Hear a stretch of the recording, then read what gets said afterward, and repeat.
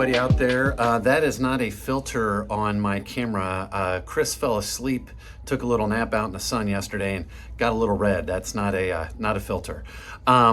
This is the first video that I promised I would send out this week about some of going into detail about some of the changes to the forms that you're now required to use and how you're going to use them. I'm going to start with the buyer's exclusive agency contract. That's the form that's going to be the least familiar to everybody. And then I'll talk about listing contracts and purchase agreements later in the week. First thing about the buyer's exclusive agency contract, they did add tenant to that. So it's also a tenant's exclusive agency contract. So if you're helping someone find a rental property, all these new changes applies to that client as well. I'll go through, most of the changes are on the first 2 pages.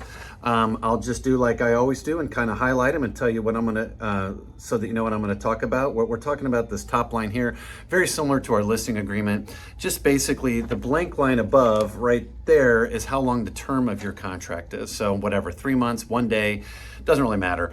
But if you should happen to pend that property, if the property that you find for your buyer, if they go under contract and the expiration date on the contract of the buyer's exclusive agency contract expires, it automatically extends through closing as a protection for you. And then let's see, I think this one's really important here.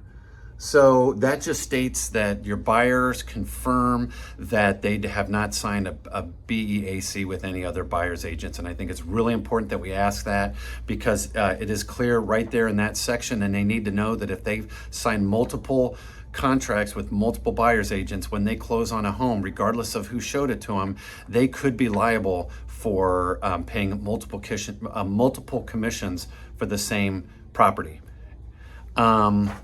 The next one down, this is not new, but I highlighted it anyway because I want everybody to know that's the description of the property. You really want to make that description. First of all, do not leave it blank. You do need to put something in there, and I think you should make it as broad as possible. You could make it as specific as a specific home, but you could make it as broad as possible. It has been tested, I believe, in the court that if you were to say every state in Indiana, or I'm sorry, every home in Indiana, that's not really enforceable, but I know what I'm gonna test it out with is just mentioning all the different counties which my buyer might be buying a home in. The next one down is where we get into the changes that you guys are all pretty aware of at this point, talking about commission. And that's just that you're going to negotiate a commission with your buyer, and then you're going to get your buyer's permission to negotiate a commission to be paid for by the seller. Whatever the seller's willing to pay, it will go to pay whatever the buyer's obligation to you is. And if there's any shortfall where the seller is only willing to pay so much and you have a higher commission on your BAC, that the buyer would have to make up the difference. So just keep that in mind, but you guys should all be well aware of that change. Going down to the next page, at this also, we're going to talk a little bit about this. So you have your commissions, and then you have an A, B, and C, and D under that, and that's just the thing. Those A, B, C, and D explain how and what you do to earn the commission. If you do these things, you're due a commission. D is a nice one for you guys because it states that if the buyer should not perform, they change their mind, they sabotage their financing, whatever the case is, you can still, as a buyer's agent, demand a commission even without a closing, and that clarifies that for the buyer. And without a closing, since there is no closing, that's when you typically get paid. You can just the commission is owed when you demand it as a buyer's agent. I did skip one. I'm going to go right back up here. And that is also pulled from our listing contract.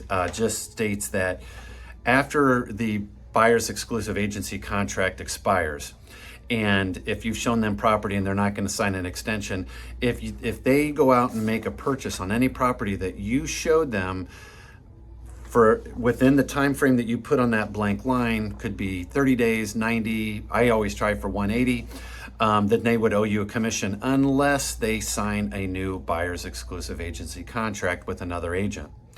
And then finally, no changes on the next page.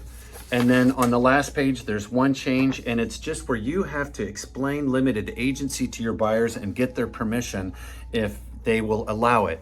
I'm going to try to have my my buyers agree to that in case they end up buying one of my listings, obviously. But some agents don't like it, so you don't have to do it. But you do. There is a box, a yes/no box, or allow or not allow box that you need to that your buyer needs to check off. So you will have to address that. That does not mean it doesn't mean that we don't sign our office policy regarding agencies. That still needs to be signed. A lot of repeated information, but that still needs to be signed. And then finally, guys, these aren't really changes, but just to remind you that we have addendums and we have amendments to the buyer's exclusive agency contract. And it doesn't really matter to me that much, but just remember, an addendum is when you're adding something new to the contract, and an amendment is when you're changing something that exists in the contract. All right, guys, I am here all week. And if you need me, please reach out to me, give me a call. And I guess that's it. Don't forget to wear your sunscreen this holiday weekend. Thanks. Bye.